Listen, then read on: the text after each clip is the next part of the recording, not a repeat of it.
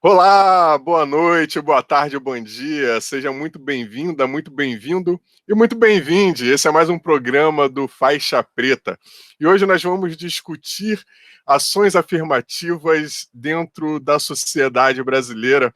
E para isso nós convidamos o Márcio André, que é poeta, professor doutor, cientista político e ativista do movimento negro, para conversar com a gente sobre diversas questões relacionadas não só ao movimento negro, mas também como ações afirmativas e questões em relação ao antirracismo. E como vocês já sabem, o meu nome é Léo Bento, me acompanham aqui mais três faixas pretas, né, que é o Júlio Vitor, o Humberto Alves e o Rogério José.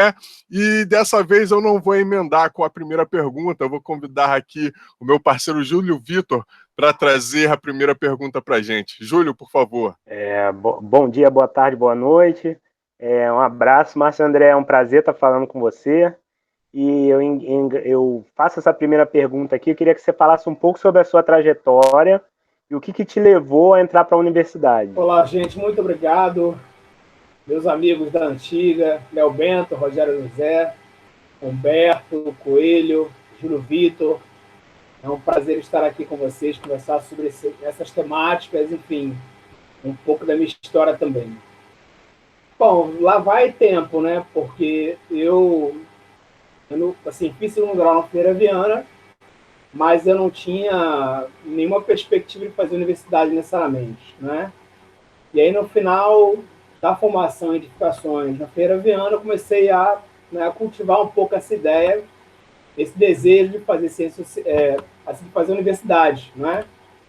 Mas aí, já que eu tinha feito edificações no Ferreira Viana, eu queria fazer também engenharia civil na universidade, né? Então, me preparei, né? Do jeito que podia e tentei, naquela época, o vestibular, mas aí não consegui passar, porque, enfim, era muito fraco nas disciplinas exatas, né? Como química, matemática, física, né? Então, zerei em todas elas. E aí, decidi fazer um pré-vestibular, né? Na UFRJ, no IFIX, no centro do Rio de Janeiro. E aí, foi nesse pré-vestibular que eu comecei a me interessar mais pelas ciências humanas, na verdade, né? Então, eu gostava muito da aula de geografia, aula de história, né? Isso foi cultivando em mim a vontade, né, de fazer né? Sobretudo porque assim, fui nascido e criado no Lins Vasconcelos, no complexo do Lins Vasconcelos, e haviam várias questões que me incomodavam, né? Então, por exemplo, o fato de que geralmente pessoas negras, e eu não formulava bem assim na época, né, mas sabia que havia essa dicotomia racial, né? Então, pessoas negras viviam basicamente nas favelas, nos morros, e as pessoas brancas viviam no asfalto, né? Assim, eu acho que o grande despertar para isso se deu numa aula de geografia, nunca vou esquecer. O nome do professor não lembro, porque esqueço o nome com muita facilidade, mas ele falava do processo de favelização na cidade de Petrópolis, não é? E ele falava isso de maneira tão sofisticada, de maneira tão assim, tão interessante, né? No viés marxista, na verdade, que me fez fazer esse paralelo com a minha situação no complexo do Lins. Enfim, então foram várias tentativas até conseguir entrar para fazer Ciências Sociais na UERJ, e aí fiz o curso de Ciências Sociais. Também não tinha o horizonte de fazer mestrado, né? Esse desejo, né?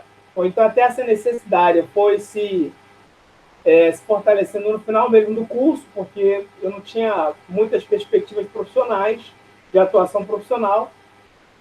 E aí tentei também 2 vezes no mestrado, passei na segunda vez, né, na mesma instituição. E o interessante é que da primeira vez eu levei chumbo, não passei, mas da segunda vez, assim, tinha me preparado melhor, né? E aí eu estava de olho também na bolsa de estudos, porque eu só podia fazer, basicamente, o mestrado se tivesse bolsa de estudos.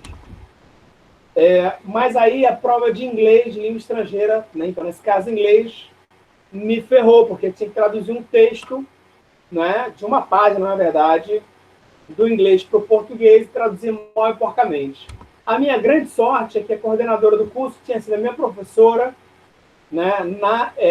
Na graduação me deu uma segunda chance.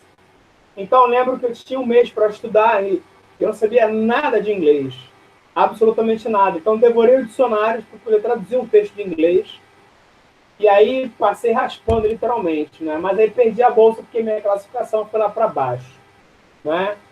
Então foi muito difícil fazer o mestrado, porque eu fiz o mestrado lendo muito mal o inglês, muito mal mesmo, né? Isso depois foi melhorando aos pouquinhos, fiz cursos instrumentais, né? Contei com a ajuda de várias pessoas, né? E aí depois eu falei, poxa, já que eu cheguei até o mestrado nessas condições, e eu fiz o mestrado sem bolsa, trabalhando como office boy, né? Ou seja, um trabalho extremamente, assim, desde a graduação, na verdade. Eu era office boy, no mestrado continuei a ser office boy, só depois que eu mudei, né, de área, na verdade, né? E aí, enfim, eu consegui um emprego um pouquinho melhor. E aí foi até o doutorado, né? Também tentei 2 vezes, não passei de cara. E aí fui fazer ciência política no atual IESP da UERJ, né? Que era o antigo IUPERJ, né? Então, assim, um pouco essa é a minha história de formação, né, acadêmica, né?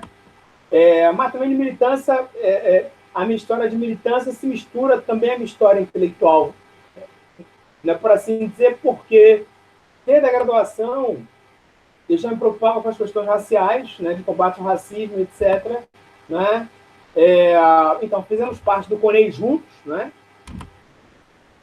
Lá no IFIX, ainda que eu fosse da UERJ.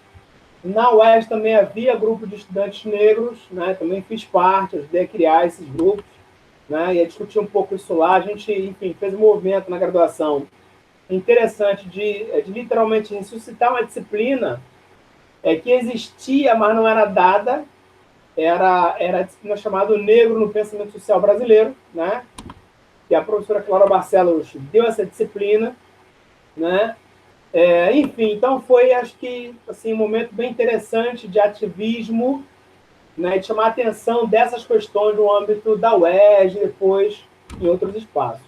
Márcio, eu queria agradecer aí a sua oportunidade, né? Aliás, a oportunidade que você nos deu de conversar com a gente.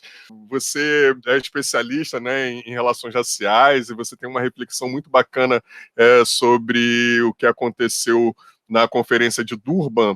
E aí eu queria saber, né, se a Conferência de Durban, que aconteceu na África do Sul, ela teve alguma influência, né, na implementação das ações afirmativas no Brasil, né, principalmente nas universidades brasileiras, e para além disso, né, queria trazer uma pontuação também, porque a UERJ foi a primeira universidade a implementar, né, as cotas, né, o sistema de cotas, né, dentro da perspectiva de ações afirmativas no Brasil, mas isso vem de um deputado, né, que não tem uma relação, nunca teve uma relação com a discussão da pauta antirracista. E aí eu queria saber isso, se a Conferência de Durban, né, ela traz, em certa medida, alguma reflexão que impulsione, né, a possibilidade da implementação das ações afirmativas, e que você comentasse também um pouco como é que foi essa relação aí desse deputado de implementar as cotas, de implementar não, né, na verdade ele manda um projeto de lei e tal, e depois é sancionado, né, no governo Garotinho e tal, mas enfim, são pessoas que não estão, né, organizadas, né, dentro de uma pauta antirracista naquele momento. Então, essa resposta é bastante complexa, né? Porque, assim, antes da Conferência Mundial contra o Racismo em Durban, na África do Sul, em 2001, a gente tem, evidentemente, muita movimentação dos movimentos negros, várias atuações no Brasil todo, evidentemente, né, que vão culminar nas propostas que serão construídas e levadas, então, construídas no território brasileiro, mas também no âmbito da América do Sul, por assim dizer, da América Latina, certo? Com os demais países e outros interlocutores, interlocutoras, né? Outros movimentos negros da região, para finalmente chegar na África do Sul. Então, assim, ação afirmativa é um termo que já vinha sendo discutido pelos movimentos negros, pelo menos desde a década de 80, não é? Eu até diria até antes disso, já, assim, década de 70, já havia assim, notícias sobre ação afirmativa. Agora, a pauta da ação afirmativa só veio a se fortalecer efetivamente na década de 90, né? E aí nota que a gente está falando da década de 90, assim, parte desse período é o período da governança de Fernando Henrique Cardoso, né? Mas aí naquele âmbito, naquele contexto, o Ministério da Justiça faz um seminário internacional chamado Multiculturalismo e Racismo, o papel da ação afirmativa nos Estados democráticos, né? E aí convida vários especialistas nacionais e internacionais dessas temáticas, né? E aí tanto que, enfim, tem vários, assim, tem um livro, né, que é resultado desse seminário internacional, né, que o José Souza organizou, né, de mesmo título, né? E o presidente Fernando Henrique Cardoso, que é notável por pela sua trajetória como sociólogo, né, de pesquisar essas temáticas, mas como presidente vacilou muito em relação à implementação de políticas quanto a isso. E aí, numa das falas dele, ele diz assim, sei lá, as aves que gorjeiam não gorjeiam como lá, que é um velho poema, evidentemente, mas fazendo referência à situação dos Estados Unidos, já que geralmente o nosso modelo comparativo sempre foi os Estados Unidos ou a África do Sul, né? O fato é que aquele seminário, que foi em 1994, só consolidou um pouco mais o campo do ponto de vista das possibilidades da gente pensar concretamente políticas de ação afirmativa. Ainda não estava claro quais tipos de políticas de ação afirmativa, mas já se apontava a ideia de que seriam políticas de cotas raciais, né? E aí, só que esse seminário, só foi possível devido às pressões dos movimentos negros em torno dessa temática, né? E também, claro, da influência de várias lideranças negras, né? São várias lideranças, não vou citar nomes, né? Porque eu vou certamente esquecer alguns nomes, mas que influenciaram esse debate, beleza? E aí, então, por isso que as pré-conferências preparatórias para a Conferência Mundial contra o Racismo foram fundamentais, porque foi ali nesses espaços, né, então, várias pré-conferências em vários estados brasileiros, para, para ouvir os movimentos negros e as pessoas sobre o que elas queriam do ponto de vista de uma política nacional para as populações negras, não somente para as populações negras, mas também para os demais grupos discriminados, né? Indígenas, ciganos e etc., certo? Né? Que sofriam intolerância religiosa também, né? E outros preconceitos e racismo, né? Então, quando a gente foi para Durban, né? Então, foi uma das maiores delegações foi a brasileira, né? Quando chegamos em Durban, a gente já chegou com essa pauta fechada entre nós, né? Só que até então os movimentos negros brasileiros não concordavam, não tinham consenso necessariamente em torno das políticas de ação afirmativa, né? Isso chama atenção aos textos que eu escrevi. Então, por exemplo, os movimentos negros chamados de filiativo nacionais, como a gente Pastoral Negros, Neo Negro, né? O Movimento Negro Unificado, né? Apostavam muito mais numa perspectiva de reparação do Estado brasileiro em relação ao século de escravidão, né? E essa reparação não se traduzia por política de ação afirmativa. Por outro lado, as ONGs negras, né? E aí são várias ONGs negras, sobretudo de parte do Nordeste, do Sudeste e tal, começaram a pressionar muito para o entendimento de que, olha, o que dá para a gente negociar no âmbito internacional, nacional e internacional, são políticas de ação afirmativa, porque isso tem dado certo nos Estados Unidos, né, e também na África do Sul e outros países também, né, na Índia, etc. Né? Então, e essas ONGs negras, né, elas contavam com muito recurso da cooperação internacional, sobretudo da Fundação Ford, né, que destinou aí milhões, de dólares para essas organizações, né? Assim, foi um momento muito, eu diria, muito promissor para essas organizações, porque possibilitou com que essas ONGs negras, né, viessem a fazer uma série de atividades de formação, de a construção de programas específicos para jovens negros, para as mulheres negras e etc. e tal. Então, assim, para resumir, venceu a tese de que políticas de ação afirmativa, particularmente na modalidade cotas raciais, seriam as mais viáveis, né? E daí, claro, a gente teve um boom de discussão naquele período, né, 2000, 2001, de muita notícia na imprensa nacional, né, que até então, enfim, não pautava isso de maneira séria, né? Ou então de maneira muito secundária, mas começou a pautar isso de maneira sistemática, né? Tanto que, assim, você deve lembrar, eu acho que a Folha de São Paulo destinou uma editoria só para falar sobre isso, né? Enfim, então foi o grande momento, eu acho, do ativismo negro no que se refere a pautar política pública com corte racial, certo? Agora, essa situação mais específica da UERJ vem também nesse bojo que eu gosto de chamar de movimentalista, né? Agora, infelizmente, os detalhes disso eu não tenho na cabeça agora, né? Então, teria que reler coisas, não deu para reler para falar para vocês com propriedade. Agora, não me surpreende que pessoas, né, assim, parlamentares e tal, que assim, tem um histórico diferente do histórico da luta antirracista, venham a pautar coisas interessantes para nós. Por que eu estou dizendo isso? Porque, na verdade, depende da abertura do sistema para certos grupos, né? E a gente teve que na literatura dos movimentos sociais se chama de oportunidade, como chama? De tipo de oportunidade política, né, para os movimentos sociais e para o movimento negro em particular para propor coisas, né? Lembramos também que logo na sequência a gente teve, né, já havia uma espécie de ventos favoráveis, né, para que a esquerda ocupasse o poder, né?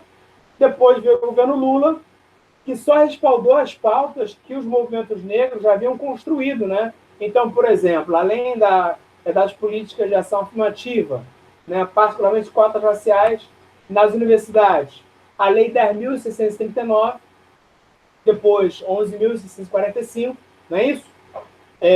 E outras várias políticas. Assim, a criação da Secretaria Especial de Políticas de Igualdade Racial, a CEPIR, né? Então veio nesse grande momento aí de uma janela política, né, de oportunidade política, que os movimentos negros souberam aproveitar de modo geral, né? Claro que falando de maneira muito, muito genérica, né? Porque se a gente vai para as miudezas, sempre tem contradições, disputas e etc e tal, mas é normal, evidentemente, no campo dos movimentos sociais que você tenha a construção de consenso, ao mesmo tempo construção de dissenso, né? Que é um movimento dialético, certo? Mas é isso, assim, de fato, a UERJ foi pioneira, depois se seguiu várias outras universidades, né? A UENF em Campos, né? E outras tantas, Brasil afora, né? E agora a gente se encontra num momento extremamente perigoso de retrocesso devido à conjuntura política, das políticas de ação afirmativa, e qualquer política, na verdade, mais relevante do campo democrático e progressista, né? Ou seja, o antirracismo, né, assim como movimento, certo? Se encontra num imenso perigo hoje com o governo Bolsonaro, de extrema-direita. Humberto, por favor. Seguinte, Marcelo André, a minha pergunta é simples. Dentro do ponto de vista, quais são os desafios do movimento negro de hoje para enfrentamento do antirracismo, dentro do seu ponto de vista? Então, para o enfrentamento do racismo, na verdade, né? Para fortalecer o antirracismo, né? Roberto, é uma pergunta fácil e difícil ao mesmo tempo, eu diria para você, né? Porque, então, levando em consideração que a gente já falou um pouco, né, nossa bagagem política, nossa vivência, né, nós fazemos parte, ainda que temos assim, dados um pouco diferentes, né? Mas uma geração, ou seja, década de 80, 90, 2000, né? 3 décadas, e assim, que viu mudanças muito expressivas nesse campo do antirracismo, certo? Então, a gente pode, né, dizer tranquilamente que a gente está num momento, viveu um momento muito especial, né? Bem diferente do momento anterior, década de 60, 70, em que você tinha uma ditadura militar, em que você tinha muito mais dificuldade de pautar isso na esfera pública, né? Qual é um dos nossos grandes trunfos hoje? Eu diria de cara, é a tecnologia, né? A gente hoje tem a internet, né? Os vários grupos, os blogs, né? E, assim, vários canais de YouTube, a gente tem o Instagram como ferramenta, o WhatsApp para poder disseminar ideias antirracistas. Ao mesmo tempo que a gente tem isso como trunfo, a gente também tem isso como dificuldade, né? Porque cada vez mais grupos de racistas, grupos conservadores se apropriam desses meios, desses mecanismos para poder barrar, para poder afrontar essas pautas, né? Então, tá muito, assim, a gente está literalmente travando guerras que são guerras no plano real, né, da vida vivida, mas também guerras no plano virtual. Assim, tanto é assim que qualquer seminário que você faça hoje, né, para pautar certas questões, por exemplo, assim, racismo, antirracismo, geralmente é invadido por hackers, enfim, conservadores racistas, né? Então, muito desafiante. Ao mesmo tempo, você tem vários fóruns aí, várias plataformas que promovem cursos, né, que promovem, que aproximam as pessoas. Eu acho que a gente precisa, inclusive, assim, né, sofisticar mais as maneiras de criar outros coletivos para fortalecer nossas pautas políticas, assim, antirracistas, de esquerda, progressistas, né? Mas é isso, a gente tem... Então, essa é uma dificuldade, então, que eu veria no mundo virtual. A outra dificuldade, que é a mais evidente ainda, que é a dificuldade no plano federal. A gente está agora num governo que é de direita, um governo que está militando contra a gente, né? Tanto que puseram na direção da Fundação, na Fundação Cultural Palmares, né, um homem negro que deslegitima, que descaracteriza, né, que esculhamba para com as conquistas do movimento negro, né, que esculhamba com a simbologia de resistência negra na história, né, tanto na história do ponto de vista do passado, quanto na história recente, do tempo presente. Então, a gente está numa situação muito complicada, muito difícil, né? Eu, assim, o que há de esperança nesse sentido é que essa conjuntura difícil, né, talvez faça com que muitos de nós que antes não militava, né, porque não tinha motivação suficiente, passe a se engajar mais, talvez, né? E, sobretudo, então, esse último ano da pandemia do Covid-19, né? Então, com os assassinatos sistemáticos de pessoas negras nos Estados Unidos, né, mas também no Brasil, evidentemente, né, vieram assim possibilitar uma mediatização muito maior de casos de racismo mundo afora, né? Então, definitivamente, as pessoas hoje, nenhum brasileiro ou brasileira pode dizer que desconhece o problema racial no mundo.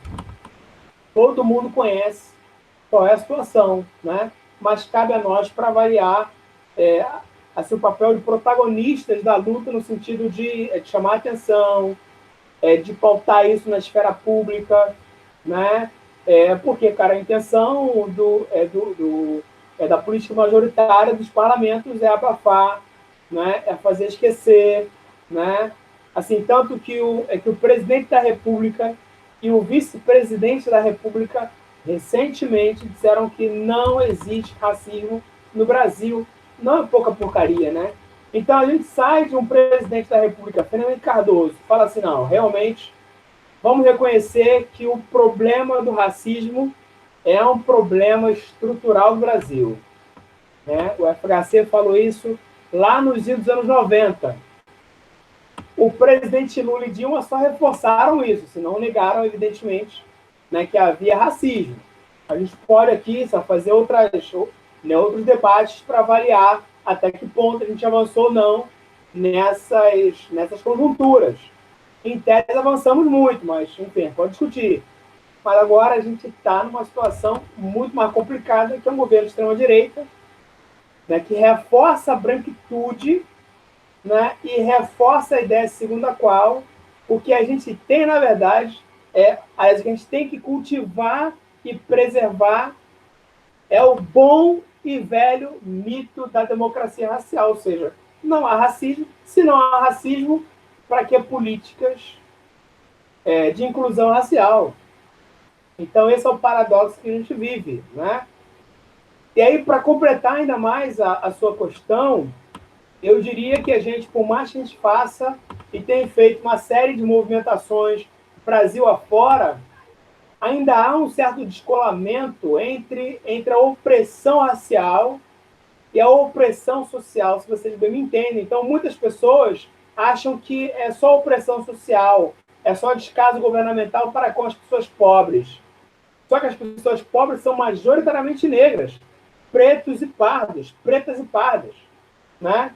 Então, no momento em que a gente fizer essa vinculação dessas duas pautas, de maneira, claro, programática, a gente vai ter uma espécie de, assim, eu diria que quase uma revolução, né? Porque as pessoas negras vão se revoltar, literalmente.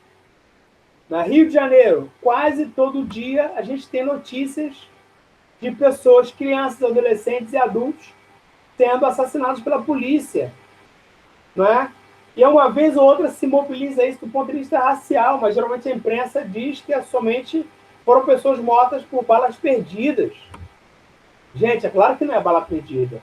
Faz parte de uma política, ela faz parte do que se chama agora de necropolítica, né? O aquele meme, enfim, né, com esse termo que é interessante, né? É uma necropolítica. É um nome recente para um velho fenômeno, na verdade, né? Ou seja, não, o fenômeno é velho, o nome que é novo. Então, professor e amigo Márcio André, primeiro é um prazer tê-lo aqui conosco, é uma honra porque a gente já tem várias histórias juntos, né? O coletivo todo aqui tem várias histórias juntos contigo, e vê-lo aqui generosamente participando dessa atividade conosco é um prazer. A minha pergunta vai no seguinte sentido. A primeira seria se é possível nós pensarmos, com todo esse processo de debate e de força, né, da extrema-direita, se é possível pensarmos que há, né, paulatinamente, a constituição de um movimento negro de direita ou conservador, ou um grupo de negros conservadores que estão construindo uma narrativa de extrema-direita, articulando questões raciais diferentes da perspectiva que usualmente o movimento negro construiu. E como é que você vê isso? Esse fenômeno de fato está acontecendo ou passa só de algo localizado, de algo setorizado que você entende que jamais se constituiria enquanto movimento político institucional? E o segundo momento, a segunda questão seria como a gente pode pensar a capilaridade de estratégias para disputar narrativas, né, políticas sobre a questão racial com a população preta, pobre, que hoje, a partir da eleição do Bolsonaro, né, apontou com características mais conservadoras ou mais, digamos, mais conservadoras, né, com uma pauta alinhada com uma pauta mais conservadora, alinhada com uma questão mais eminentemente liberal, embora a gente saiba aí das questões que todo esse processo político e a escolha de um presidente com essas características envolvem, mas eu queria saber se você quais seriam as estratégias para se disputar essas narrativas do movimento negro hoje? Quais seriam essas estratégias para disputar essa narrativa de movimento social e de luta antirracista com as populações pobres e pretas desse país? Então, excelentes questões, Rogério. Muito boas essas questões, viu? Assim como dos demais companheiros aí. Olha, então. Bom, primeiro a gente tem que lembrar que já tivemos um movimento negro de direita na história, né? E a melhor expressão desse movimento negro de direita foi a Frente Negra Brasileira, né? Claro, a gente resgata a Frente Negra Brasileira devido ao seu pioneirismo, ao fato de que seus militantes foram extremamente corajosos naquele tempo de enfrentar uma situação, né, muito mais complexa, para falar sobre o que eles chamavam de preconceito de cor, né? Mas havia muita simpatia de parte dos frentes negrinos com o fascismo europeu, né?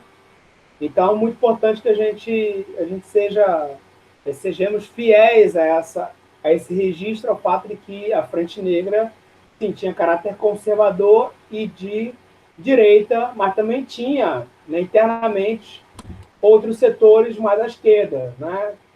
Enfim, mais ligados ao socialismo. Mas deixou um legado assim, importante para a gente, isso é fato. Agora, contemporaneamente, a gente também sempre tem, assim, essas pessoas negras de centro, né? De centro-direita e de direita, efetivamente. Gente conservadora, né? E é ligada a diferentes estratos, certo? Vários estratos. Mas aqui a gente está falando de gente que ou está dentro de organizações negras, né, e começa a ter mais expressividade dentro dessas organizações, ou começa a constituir organizações de movimento negro de direita. A gente ainda não tem um mapeamento suficiente em relação a isso, não é? Mas tanto aí movimentações de alguns deputados, tipo Fernando Holliday, né, e outros tantos que vêm com uma pauta anti-conquista dos movimentos negros, né, de assim, dilapidação da agenda racial mesmo, entendeu? Mas aí não é movimento negro efetivamente, são parlamentares negros que estão fazendo o serviço, né? Agora, no contexto em que a gente está sob a hegemonia política da direita, da extrema-direita, né, é muito mais propício que essas pessoas negras de direita ganhem mais espaço, né? Por caso aí do Sérgio Carvalho, né? Lá da Fundação Palmares, né? Mas ele é só a pontinha do iceberg, tem outros mais. O que essa galera não tem ainda é uma força como o movimento negro de direita, efetivamente. Eu, pelo menos, não vejo isso, né? Mas também temos uma outra problemática quando a gente pensa em movimentos negros de modo geral, né? Até eu diria, sei lá, década de 90, pensar movimentos negros era pensar movimentos negros alinhados à esquerda, com conflitos com a esquerda, como a gente, né, sempre soube, mas assim, movimento negro dentro do PT, no PDT, no PS, né, no PSB, no PSTU, né? Então, claro que você ainda tem ativistas negros e negras em muitos desses partidos. Só que o discurso que se tornou extremamente muito mais panfletário do que veraz, de que entre a direita e a esquerda continua o negro, né, que foi uma frase tirada de contexto de uma entrevista da Sueli Carneiro, muita gente se pensa assim, para além desses aspectos. É direito das pessoas se pensar assim, só que quando a gente fala de esquerda, a gente está falando de um campo que defende determinados valores. Do mesmo modo, claro, quando se fala de direita também, né? Assim, por isso que é muito estranho, às vezes, pensar esses campos como campos que você arranja certinho. Você tem, inclusive, assim, gente do movimento LGBT, que não é necessariamente de esquerda, são pessoas de direita, mas atuam no movimento LGBTQI+. Ou até pessoas que se dizem feministas e não são de esquerda, são de direita, só para citar alguns movimentos sociais em que a gente tem muito mais diversidade ideológica interna. Isso também acontece nos movimentos negros, né? Mas eu acho que a gente está muito longe de uma situação em que a gente vai ver vários grupos negros, né, organizações negras de direita, né, disputarem sei lá o quê. Eu acho que isso não vai acontecer, assim, pelo menos na próxima década. Não vai acontecer, porque essa galera não tem ainda, não se organizou suficientemente para isso. No entanto, aí eu vou para a tua segunda questão, que está linkada à primeira. A gente tem a população, assim, a população brasileira no geral é vista, assim, nas ciências sociais como conservadora nos seus valores, né, nos seus costumes, né? Então somos majoritariamente católicos, cristãos. Não que ser católico e cristão significa que você é conservador, mas ao mesmo tempo certas pautas típicas de esquerda, quando chega na população, né, a galera fala, opa, eu não aceito bem isso não.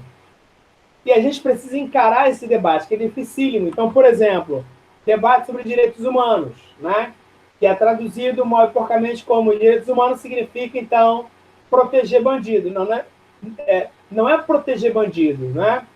Mas é considerar que as pessoas que se encontram no mundo do crime também devem ser protegidas contra o Estado, ou então contra o poder autocrático do Estado, ou então das jurisprudências, né? E aí, quando a gente vai perguntar para as pessoas de modo geral, e se quiser agora, para a população negra em particular, o que elas acham dos direitos humanos, a resposta tenderá a ser, assim, não vou dar certeza, tenderá a ser o fato de que elas negam direitos humanos, né? Então elas são contrárias aos direitos humanos. Mas, ao mesmo tempo, é exatamente a mesma população que sofre, né, com os abusos dos poderes do Estado. Então, é a polícia que ataca as comunidades negras, né, morros e favelas, periferias e tal, onde a população negra reside majoritariamente. Essa é uma verdade sociológica, estatística, né?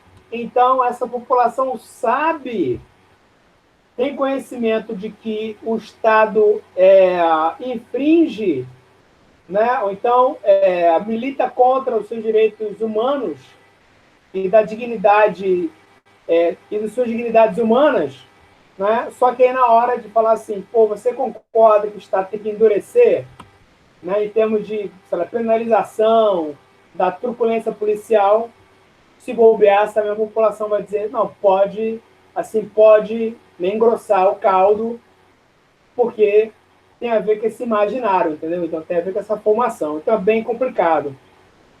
Mas a gente tem visto aí uma série de iniciativas Brasil afora, disso que você chamou de capilaridade, né? Ou então da formação de novas consciências críticas de pessoas negras, né? Sobretudo os mais jovens, no que se refere ao antirracismo, né? Então isso está crescendo cada vez mais. É muito difícil você encontrar, assim, na juventude escolarizada, né, secundarista, universitária, dentre os negros e negras, quem se opõe a isso, a essa agenda, né? Só que isso ainda está muito pulverizado, eu acho. A gente precisa criar muito mais mecanismos para fazer com que as pessoas, esses grupos, se fortaleçam, né? Eu recentemente fiz um texto assim sobre os coletivos de estudantes negros nas universidades brasileiras, né? Fiquei surpreendido. Assim, cada universidade, né, federal, pública que você pense, tem um coletivo negro ali, né?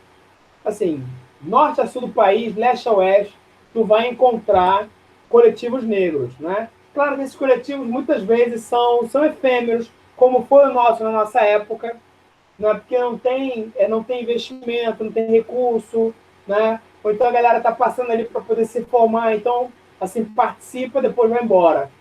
Mas o interessante é que esses coletivos deixam um legado político, né? Então, as pessoas que passam por esses coletivos não ficam as mesmas. Nós não ficamos os mesmos. Eu arriscaria dizer que foi a nossa participação nos coletivos, né, e a coletiva aqui significa também movimento negro, na universitária, como muitos chamam, fez com que tivéssemos a consciência política que temos hoje, né? Então foi fundamental. Claro que você não precisa ser universitário nem estudante necessariamente para ser militante negro. Claro que não. Né? Você tem outros vários tipos de militantes ou de militâncias, né? Mas no que se refere aos coletivos negros, definitivamente tem sido muito importante. Agora, esse é o desafio. Como é que, então, sempre, nas nossas conversas, a gente sempre fala sobre isso, né? Tipo assim, porra, como é que a gente faz para convencer os nossos parentes, né? Tios e tias, primos e primas, irmãos e irmãos, assim, irmãos e irmãs, da nossa militância antirracista. Eu, pessoalmente, tive muita dificuldade. Né? O meu irmão votou em Bolsonaro. O meu irmão, assim, devo ser sincero com vocês, o meu irmão se disse de direita. Pô, quando ele falou isso, assim, eu pirei o cabeção. Eu falei, o quê? Você de direita? Como assim? Pô, bicho, a gente veio da mesma comunidade, cara. A gente viu a polícia batendo aqui várias vezes. A gente viveu com essas dificuldades. Não é possível que você seja um cara de direita, né?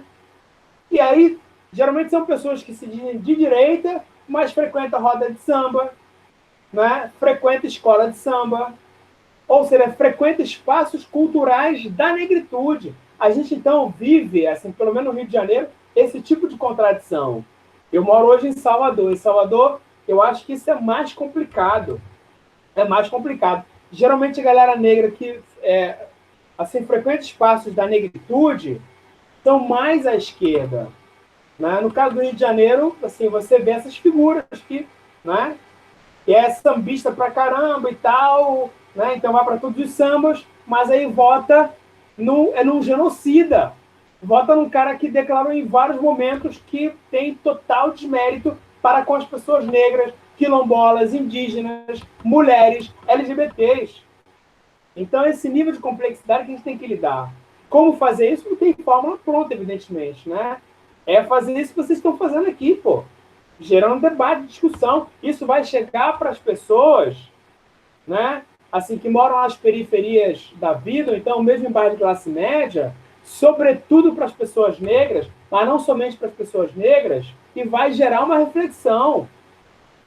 Assim, uma outra coisa que a gente não fala suficientemente, mas temos que falar é o seguinte: a gente tem cada vez mais uma geração de pessoas brancas que assumem o antirracismo para si. Né, que a gente dizia, ou então até diz, mas era até muito desrespeitosa, como nossos aliados. Mas tem pessoas que eu acredito que estão realmente forjando outras consciências. Né? Isso é importante contarmos com essas pessoas, pô. Definitivamente, a luta contra o racismo não pode ser travada somente por nós negros. Não pode, não tem como. Não tem como, é impossível.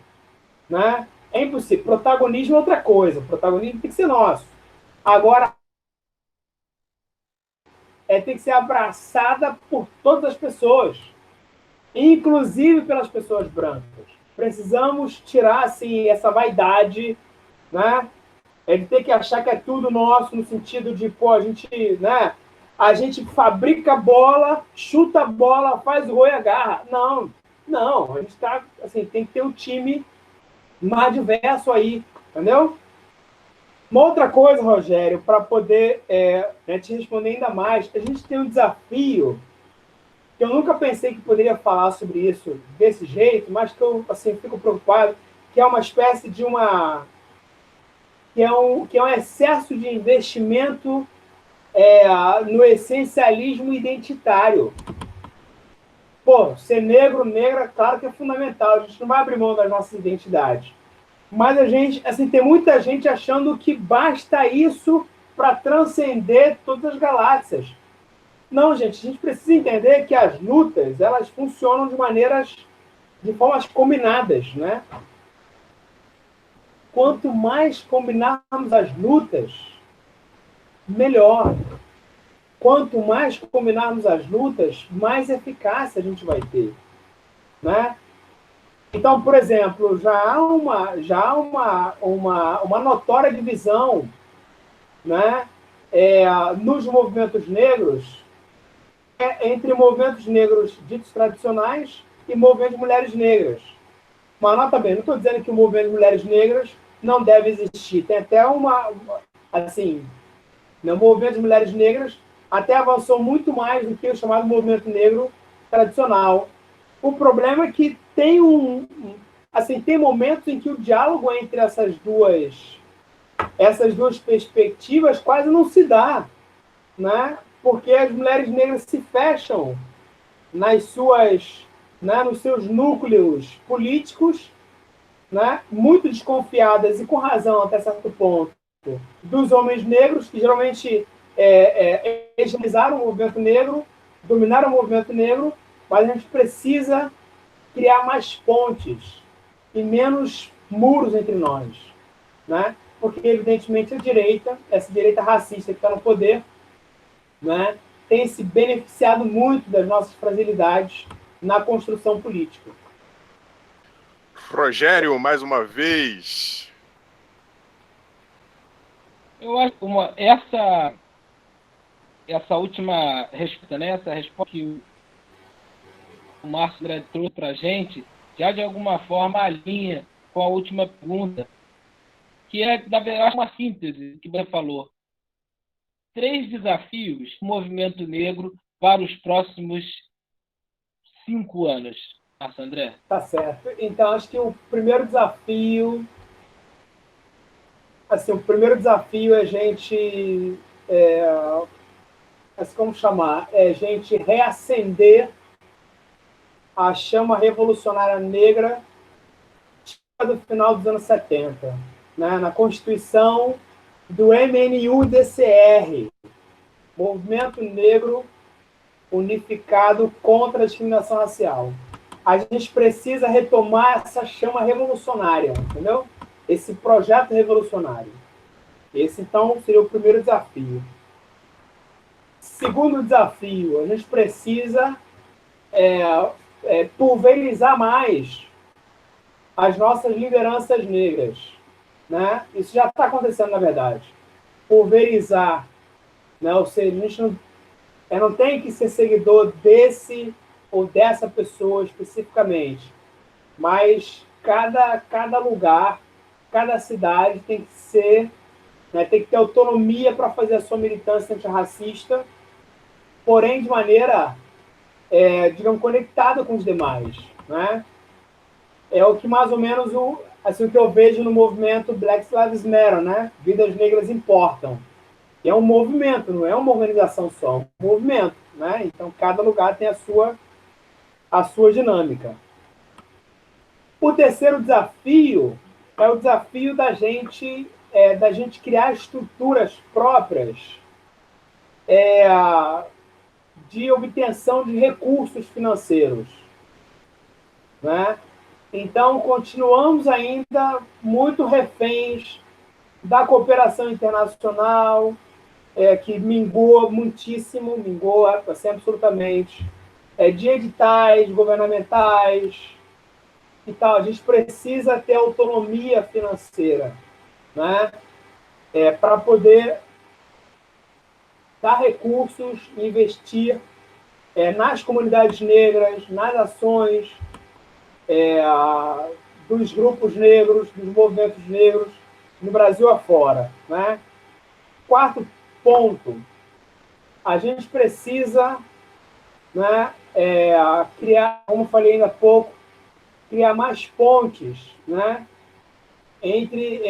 assim, para fracionar menos a nossa militância interna, né? Porém, com muito respeito ao avanço político das mulheres negras, né? Ou seja, não estou propondo, em hipótese alguma, que haja uma reversão na hegemonia que as mulheres negras hoje ocupam, na minha visão, né, em relação aos movimentos negros. A gente precisa muito dar suporte, né, para que as nossas irmãs, mulheres negras, assim continuem a criar, a dar a linha dos movimentos negros em diálogo, evidentemente, com os demais setores.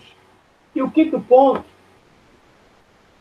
e o quinto desafio é o desafio de que os movimentos negros precisam definitivamente se associar de maneira mais sinérgica de maneira mais forte com outros movimentos sociais revolucionários, vamos chamar assim, ou então outros movimentos sociais contra-hegemônicos, né? Movimento indígena, né? Os movimentos feministas, ou se quiserem, né, mulheristas, né? LGBTQI+, né? Com o movimento dos sem terra, dos sem teto, com todo o campo de esquerda, com os partidos políticos de esquerda, né? A gente precisa muito voltar a acreditar que são os partidos políticos que fazem essa luta nas casas legislativas, na esfera do parlamento, né? Então, movimentos negros fazem a sua atuação na esfera da sociedade civil, né? Influencia também o que acontece nos parlamentos, mas são os partidos políticos, fundamentalmente, que fazem esse trabalho na esfera do parlamento. Então, eu diria que são, basicamente, esses 5 desafios que temos. Márcio, como a gente faz aqui com todas as pessoas que a gente convida para participar do Faixa Preta, a gente queria que você indicasse, né, para as pessoas que vão nos assistir